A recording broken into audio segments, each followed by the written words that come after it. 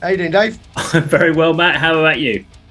Oh, I was all good. I was giving Technology. it all the big and it's all working, and the manual bit let me down. I didn't put the fader up on the desk. Uh, You got there in the but end. yeah, exactly. Right, it's awesome to have you on, mate. Just to let everyone out there know who you are. So you're involved in the ADK Rock and Metal show Yep. on YouTube, and you're also you're 1/3 of that and 1/5 of Telescribe. That's about right. Yep. Cool. Let's start with the ADK Rock and Metal show. Sure. So, give us just a brief description of what that is, Okay. if you can. It's We'll expand into this further. It's an ever evolving. This is the problem. We needed a 2-hour show just to kind of cover all the topics. But yeah, ADK kind of what it is at the moment is it's a concept of myself. So Andy, Dave, myself, and Kirk. And really, we wanted to focus on mainly grassroots music, the live scene. We realised that obviously we wanted it to be about interviewing bands. We wanted to talk about concepts. We wanted to talk about discussions about the scene, like promotion. How do you promote your band? We wanted to try and do more about that, but it started almost 2 years ago. As a way of putting out some content that Kirk actually came up with. So way back 2 years ago, Kirk approached myself and Andy about doing a documentary.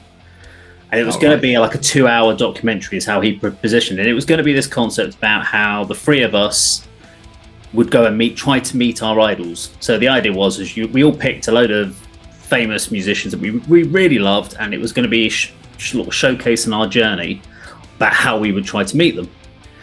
Okay. And I propositioned it and saying, well, doing a 2-hour video like documentary and putting it out on my old YouTube channel is just one video. So why don't we do it as like a weekly episodic 15 minutes about how did we get on each week with our approaches? How did we approach it? Did we do it via email, through PR companies, etc.? Yeah. And then we kind of came up with the idea of instead of putting it out on my channel, we would set up a completely separate YouTube channel purely for doing this. And then we started doing reaction videos because we were just like, well, how do you get quick and easy views and how do you get some subscribers quite quickly? Let's do some reactions. Yeah. And absolutely got trolled to pieces on our early videos because we did the thing that you shouldn't do as a reactor. You shouldn't actually be honest as a reactor. So you don't go in there and actually say what you think. You have to go in there and pretend that everything's amazing and wonderful and that you're blown off and you've never heard music before. See, that would be the fine line between reactor and critic. Yeah. People don't genuinely, but you've got to remember when people look at reaction videos, the people that are watching reaction videos are people that absolutely love that band. So the only thing they want to hear is that you're blown away and you're amazed by it. What they don't want to hear is it's okay, but they could really work on that guitar part or the vocals were a bit pitchy. They really don't want to hear that. So no, they're looking for a free advert. They are indeed. So it's kind of progressed from there, and we get into the weeklies. We film a couple of times a month now over at my place. We do some Zoom chats, and obviously I think the interesting thing for us is that all three of us are very different in our musical tastes. So we hardly ever agree on any particular song that we will come at it the same way. Like Andy is Mr. Misery, as he gets called. I'm sure he's not. He's a lovely guy, but he gets called Mr. Misery and loves his doom. He loves his weighty stuff. He loves his death metal. Kirk is in the extreme. He loves his prog metal, deathcore, all the extremes of the Lorna Shores, that sort of stuff. And I'm more of I'm the new metal, groove metal. So if it's stuff like some of the metalcore stuff, but really like things like Drown and Pool, Black Label Society, classic metal will be my kind of capture. So we kind of cover all bases, but we hardly ever agree on anything, which I think makes it quite interesting. Yeah, well, exactly, and it makes life a little bit easier. And I'll touch on this a bit later. It's things like when you're saying about reaction videos. I have the awkwardness of like if I'm asked for a review on something, and luckily the only people that have asked me for a review so far have been ones that I actually really like. Now I play a lot of stuff. I rather give everyone a fair shot. So like whether I like it or I don't like it is immaterial. I'm here as a conduit to play grassroots music. And some stuff I like more than others. I haven't come across anything I don't like at all, but if I was asked to review some of it, I wouldn't be able to give them the glowing sort of reference that I've given ones. Yeah, do you see where I'm going? And then that partially puts me in a position where it's like, when I am asked, I'm like, I don't really want to do it. And it's not because I don't like what I've got there. It's because if someone else then wants to ask me that I don't like, I'm in an awkward position, and I don't want to not be honest as well. And it's not a case of like, I wouldn't be panning anything. It's not my cup of tea. But it's better to get a 5-star review from something that I really dig. I don't know. I've got to come up with an idea of like gently batting that back, because I've a feeling I've got a few more coming my way. I've had a couple so far, and I was more than happy to. Because, to say, as it happens, it's just like I absolutely bloody loved it. So it's great. It's just like it opens a door then, and it's like, oh. So do you find we get so many requests and we get so many albums sent through? So especially when it's, I know Kirk's at the moment, he's reviewing some black metal band, and I'm like, there is absolutely no point me reviewing black metal. I don't get it. I don't get the concept. All I can really say is if I do listen to it, I can go, it's not for me, but from my best of understanding, it sounds like a good example of what black metal is. So within their peers, it might be a very good album for black metal, but I'm never going to listen to it again. And I have to bow out and literally bow down to Kirk and say, Kirk, this is your music. You tell me if this is good or not. You get to delegate. See, that's great. I try to delegate, yes. I've got to try and be diplomatic. As I say, luckily, I haven't actually had to be diplomatic yet. I've been very lucky. Right.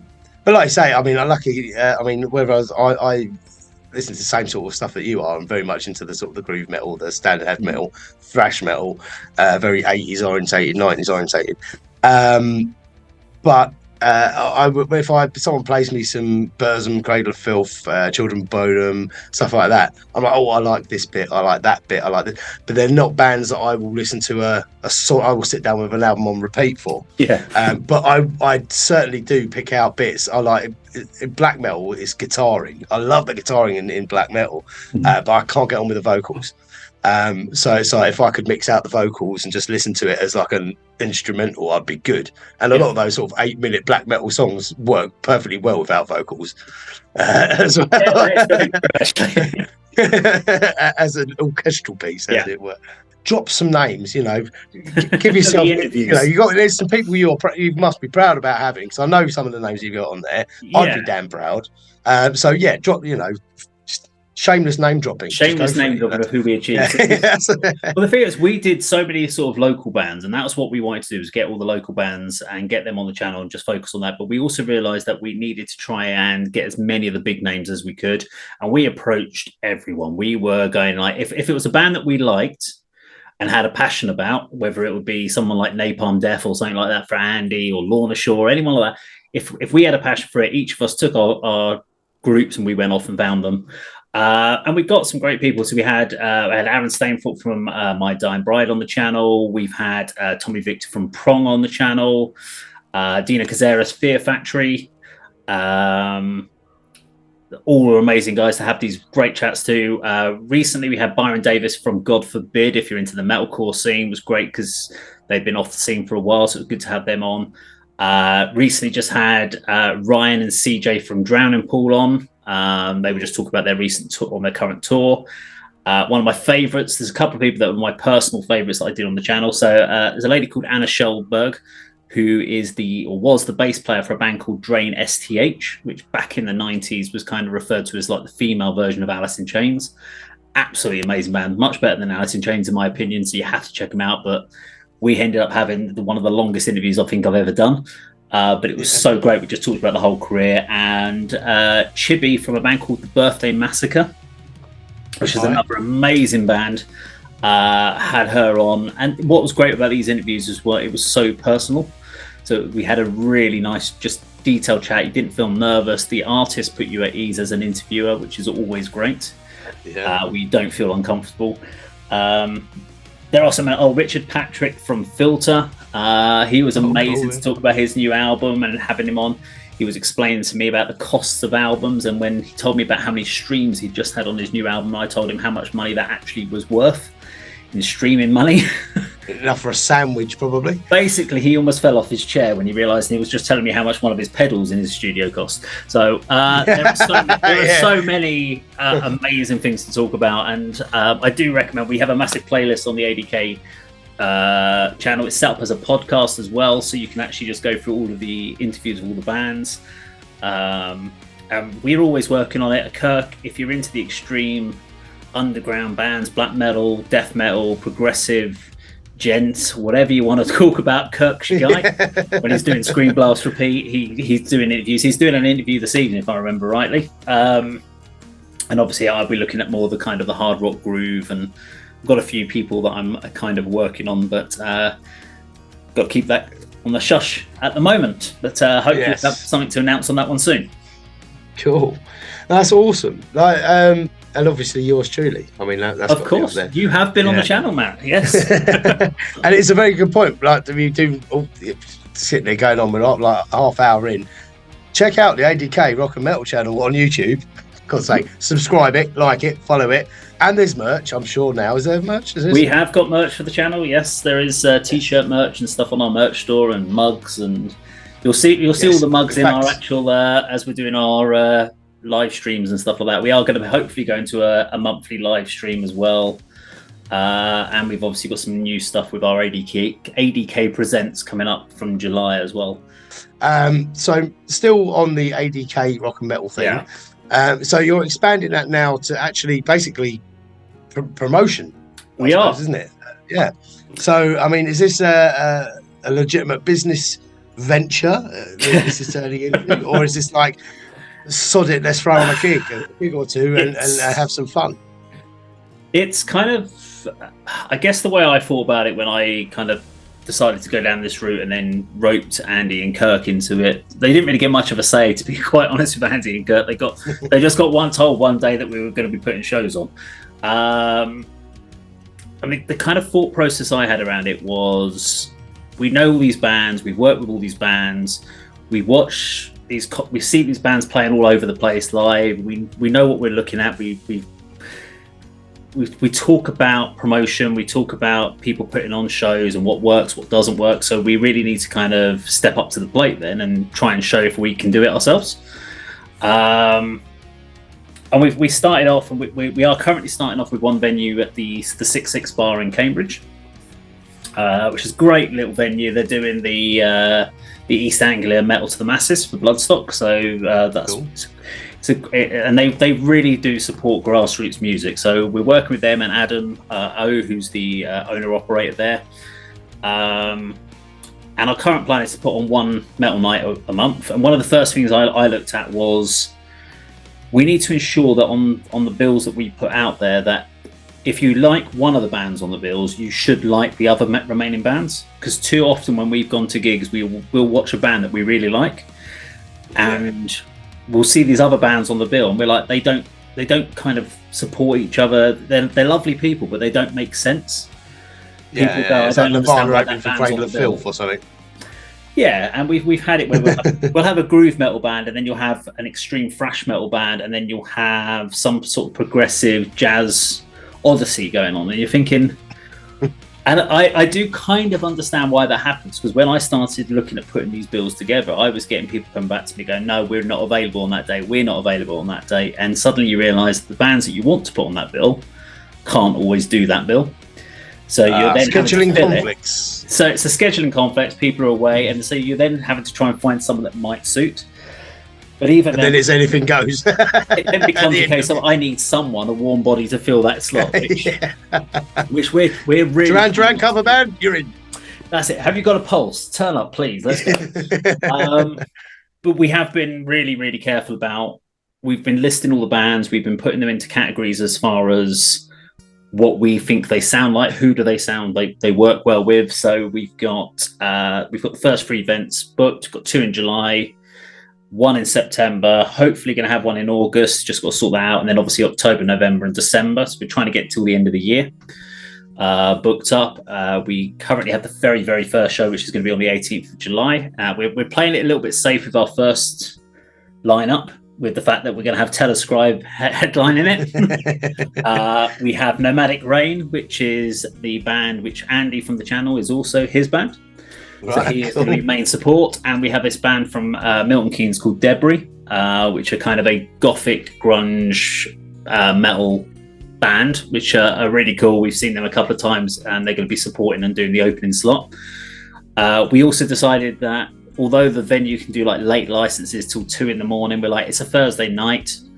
We're going to do 3 bands instead of 4. We're going to start the bands earlier. We're going to start them at 8 o'clock, and we'll have the bands finished by 10:30. There's no point us pushing till late, because we want people to come out. We'll keep the price of the tickets down.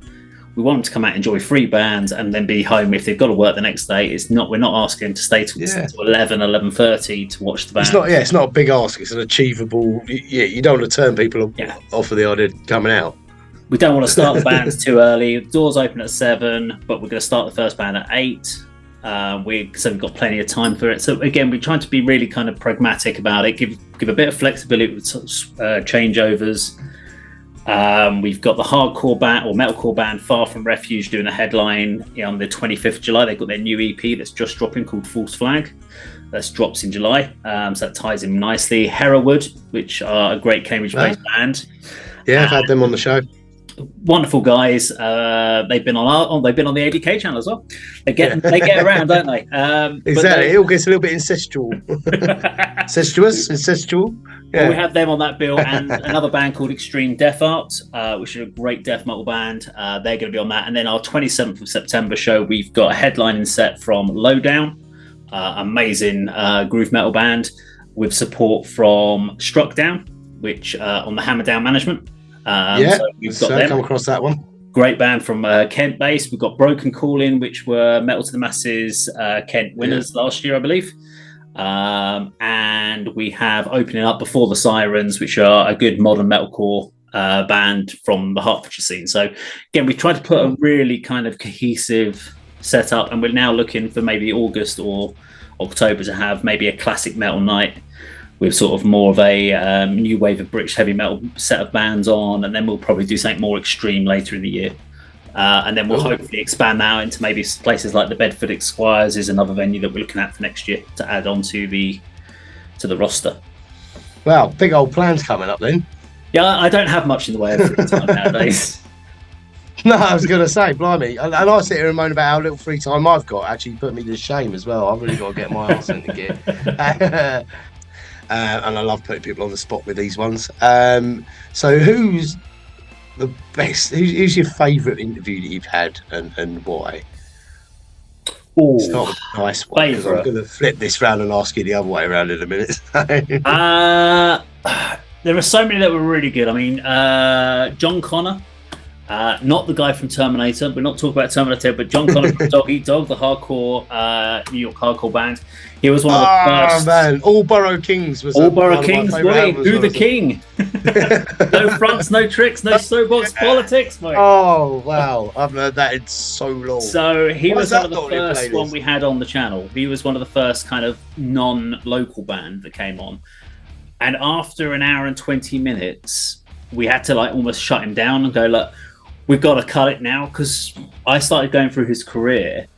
And we realised that after 45 minutes, we'd only covered the first EP, because this guy can talk. The thing was, it was absolutely amazing to chat to him. And then I sort of said, right, in the next 20 minutes, can you summarise the rest of your career for me, please? Because we really haven't got any more time left. But he was amazing to have on. Really, really nice, genuine guy. There were ones that were really funny, like Aaron Stainthorpe when we had him on, and I did my over-the-top intros like, we'd love to welcome Aaron Stainthorpe to the channel. Hi, Aaron, how are you today? And he's like, I'm fine. I'm like, well, no need to be so enthusiastic about it, Aaron. Thank you. He went, I'm very happy. I'm like, okay. You gotta love the Doom guys. And I guess we've had weirdly, all the guys, the bands that we've interviewed that are like into Doom, the Doom bands, they're always the happiest people. They are the loveliest people, but they play the most miserable music and depressing music. But I like a bit of Doom, but he must have been, isn't he quite a reclusive as well? He is, but he does like to do his interviews. He's quite happy to chat about everything that's going on, and for Andy's a huge My Dying Bride fan, so it was a really good experience for him. And in the case of that interview, I stepped back because as I'm not a guy that's not a fan of My Dying Bride, I've never really listened to them. So I was like, there's no point I'll host it, I'll set it all up, and then I'll just hand over to Andy and Kirk, and then I'll just join in to wrap it up at the end. And just kind of took myself out of it and just sat back and watched them kind of take the interview on. But I think that they were kind of really interesting. As has Anna Shellberg from Drain STH was one of my favourites. We did this massive long interview. Thought it went really, really well. We were just wrapping up, and she sent me loads of pictures from like on tour. So personal pictures they'd taken from when they were on tour. She was like getting them all scanned in and sending them over for me to use, and the history of the band. And she actually watched the video and she was like, do you know what? I don't think I was at my best. I think I could have answered some of those questions better. Could we redo the interview? And I'm like, if you really want to, I'm more than happy to do it. And we actually went back about 2 weeks later and with a few more questions and really just went into a bit more depth into the interview. And I thought that was great that she really wanted to. It was the first interview in 20 years about the band. So she was really wanting to kind of cover those bases. So that really stood out for me. Cool. And what about worst ones? But what the a-holes? Let's not put it like that, because that's cruel. There hasn't been anyone that I would call an a-hole that's come through. There have been some awkward moments. We've had some interviews where people just were not invested in doing the interview, so you could tell they'd agreed to do it. They didn't really want to do it. They were giving one-word answers. You're trying to be enthusiastic about. Tell us about. So how did the band meet? Oh, we met at this place. Right, okay. So how did you come up with the band name? Oh, that's just where we live then. Great, okay. And you suddenly realise you've managed to basically cover all 8 or 9 questions that you had set up in 15 minutes, and you're thinking this is not good. If an interview's done in 15 minutes, that's a really bad sign. It should take you anywhere between half an hour to an hour. Anything more than an hour, you've probably got too much in there and you've let it go too long. Yeah. You should have really just tried to chop that back. But there was a couple in there. I think we had a couple of twitchy moments with Dino from Fear Factory. And I think that was Kirk had asked a question with him and he just shut us down very quickly. I can't remember if it was about Bernsey Bell or something we'd asked. Probably was if you shut it down quickly. He just we asked him about it. I can't remember what the question was. It was just like we asked his opinion on something and he just went, I'm not going to answer that. And we just me and Kurt just stopped and we're like, ooh, okay, we'll move on. And Byron Davis from God Forbid, that could have been a bit of a touchy one because there was a bit of an internal issue with the previous guitarist, and there was things that had been said in public and not been responded to, and we never asked any questions on that, but he kind of hinted at a few things and there was a bit of tension going on in the interview, so we were trying to pull that back and trying to keep it as light-hearted as possible, because I think that was one of the things we felt with the interviews was we wanted to ask questions that other people hadn't asked, but we didn't want to stir things up just for sensationalism. No, trying to find a way. Like for me, you don't want to get a reputation so people don't want to come on. It's like, that's the guy who's going to ask me stuff about my, waltz on my, hard-hitting journalism. We're like, look, we just want to actually ask you about your interesting facts about the band more than anything else. So, exactly, yeah. But no, we don't really. I don't think we've ever had anyone on the channel that's absolutely just been a nightmare that we've had to get off. We've had a few interviews that have only lasted like 20, 25 minutes, and they've just been like. I take a little bit of blame sometimes on that, where you don't feel you've prepped enough, or you thought that you've got 4 or 5 key questions and you think that's going to be enough. We'll flesh that out, and then you realise you've covered those in 10 minutes, and you're like, I don't know where we're going with this now because we haven't thought it through. Yeah, so I've had a couple of that 2-hour show, and you're like, it's better to have 20 questions and then kind of hope and. Just kind of, and the other thing I found with the interview is you always know what question you're going to start. You know where you want to kind of go, but don't be rigid on your questions. It's what I found works really well. Is just let the person who's talking naturally guide you. Like exactly. Literally, where you touch on a topic and just move your questions accordingly. Yeah, exactly. And I'll probably look at whatever questions I wrote down and sent you in advance after this and realise I didn't ask half of them. And that's the best ones, because you start with a couple in mind and then it just makes you see what happens. But having a conversation. I mean, I don't see these as interviews as more just sort of like takeovers. You know, it's just like we're getting to just have a chat about stuff, and like if we can promote things for people as well along the way, then fantastic. But effectively, it's just a chat.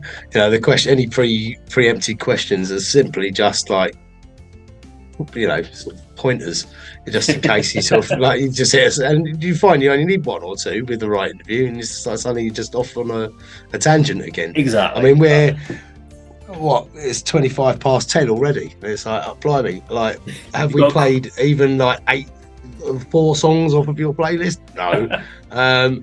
You know, I've got to play Banger of the Week again in a minute as well. And we've probably covered about 3 questions. It happens. Yeah, exactly. But it does, yeah. But the content that we've discussed is perfect for exactly what we wanted to do. So, you know, I think so anyway.